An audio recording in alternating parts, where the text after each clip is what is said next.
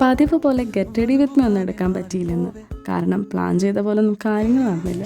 വേറെ ഒന്നല്ല, നല്ല ആക്റ്റീവായിട്ട് രാവിലെ എഴുന്നേറ്റിരുന്ന ആൾക്കൊന്ന് തീരെ വയ്യായിരുന്നു. പതിവിനേക്കാൾ നേരത്തെ എഴുന്നേറ്റിട്ട് പറയുക, മമ്മ എനിക്ക് പനിയാ, എനിക്ക് വയ്യാന്നൊക്കെ. സംഭവം തൊട്ട് നോക്കിയപ്പോൾ പനിയൊന്നും ഇല്ലെങ്കിലും ആൾ കിടന്ന കിടപ്പായിരുന്നു. പിന്നീട് അവളൊരു 1 hour ഉറങ്ങി.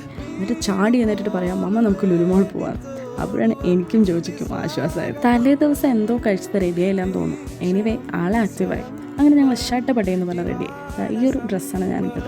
പിന്നെ ഒന്നും നോക്കില്ല, നേരെ ലുലു വിട്ടു. ഇവ റിക്കവർ ചെയ്ത് വരണോണ്ട് തന്നെ ഞങ്ങൾ രാവിലെ തന്നെ ഹെവി ആക്കണ്ടെന്ന് കരുതി ഞങ്ങളുടെ യൂഷ്വൽ സ്പോട്ട് ഇന്ത്യൻ കോഫി ഹൗസിലോട്ട് വിട്ടു. ലൈറ്റ് ബ്രേക്ക്ഫാസ്റ്റ് ഒക്കെ കഴിച്ചപ്പോൾ ആൾ ഉഷാറായി. അത് കണ്ടപ്പോൾ തന്നെ നമുക്കൊരു സമാധാനമായി. പിന്നെ ഞങ്ങൾ നേരെ ലുലു വിട്ടു. പോകുമ്പോൾ ഞാൻ ഡ്രൈവ് ചെയ്തു. സ്വന്തമായിട്ട് ഡ്രൈവ് ചെയ്യാൻ പറ്റാമെന്ന് പറയുന്നത് എന്നെ സംബന്ധിച്ചിടത്തോളം വലിയൊരു കാര്യമാണ്.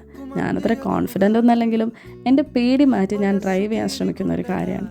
ഇവിടെ നമുക്ക് ജോജിയുടെ വീഡിയോഗ്രാഫി സ്കിൽസൊക്കെ കാണാം. ലുലു ചെന്ന് ഷോപ്പിംഗ് ഒന്നും പ്ലാൻ ഉണ്ടായില്ല. അപ്പോഴാണ് ഈ ഒരു സംഭവം നടന്നത്.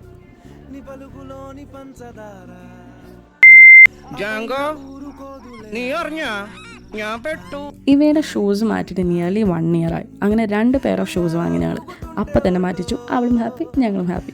ആക്ച്വലി നമ്മൾ ഫ്രണ്ട്സായിട്ട് ലുലുവിലേക്ക് പോകാനുള്ള പ്ലാനായിരുന്നു. പക്ഷേ രാവിലെ തന്നെ ഇവയ്ക്ക് വയ്യാത്തതുകൊണ്ട് ആ പ്ലാൻ ഡ്രോപ്പ് ചെയ്തു. അങ്ങനെ ഞങ്ങൾ ഫ്രണ്ട്സിനൊക്കെ കണ്ടുമുട്ടി. And then we had to kids favourite sound ഫൺറ്റൂറ. ഇവിടെ താഴെ ഫൺറ്റൂരിൽ നമുക്ക് കിഡ്സിനെ 1 hour ഒക്കെ ആക്കിയിട്ട് പോകാൻ പറ്റും. അപ്പോൾ ആ ഒരു ടൈമിൽ അല്ലാതെ ചിലർ ഷോപ്പിംഗ് ഒക്കെ നടത്താൻ പറ്റുകയാണെങ്കിൽ അതൊരു നല്ലൊരു ഓപ്ഷനായിട്ട് എനിക്ക് തോന്നുന്നു. പിന്നെ കോംപ്ലിമെൻ്ററി ആയിട്ട് അവർക്കൊരു ബുക്കൊക്കെ കിട്ടിയായിരുന്നു കേട്ടോ, കുറേ സ്റ്റോറീസും പസിൽസും ഒക്കെ ആയിട്ട്. അതെനിക്ക് ഇഷ്ടപ്പെട്ടായിരുന്നു. അങ്ങനെ കളിയൊക്കെ കഴിഞ്ഞ് വന്നപ്പോഴേക്കും ലഞ്ചിൻ്റെ ടൈമായി. We search for some nice food spots and then we decided to go to this restaurant talk of the town. ഞങ്ങൾ ഊബറിലാണ് കേട്ടോ വന്നത്. ലുലുന്ന് വണ്ടി എടുത്ത് വരുമ്പോഴേക്കും ഒരു നേരമാവും. അപ്പോൾ പിന്നെ ഊബറിൽ പോകാമെന്ന് കരുതി.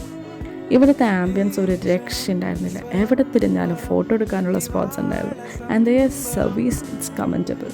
Food also with good presentation and all from starters to desserts. It was delicious.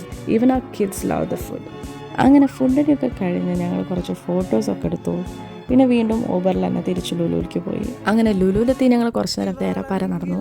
പിന്നെ ഞാൻ കരുതിയൊന്ന് ക്രോസ് വേർഡ് പോകാമെന്ന്. കാരണം കുറേ നാളായി ജേർണലിങ് സ്റ്റാർട്ട് ചെയ്യണം വിചാരിച്ച് ഇതുവരെ നടന്നിട്ടില്ല. അപ്പോൾ അതിനെ പറ്റിയ ബുക്സ് ഉണ്ടോ എന്ന് തപ്പാൻ വേണ്ടി പോയതാണ്. അങ്ങനെ തപ്പി അവസാനം ഒരു ബുക്ക് കിട്ടി.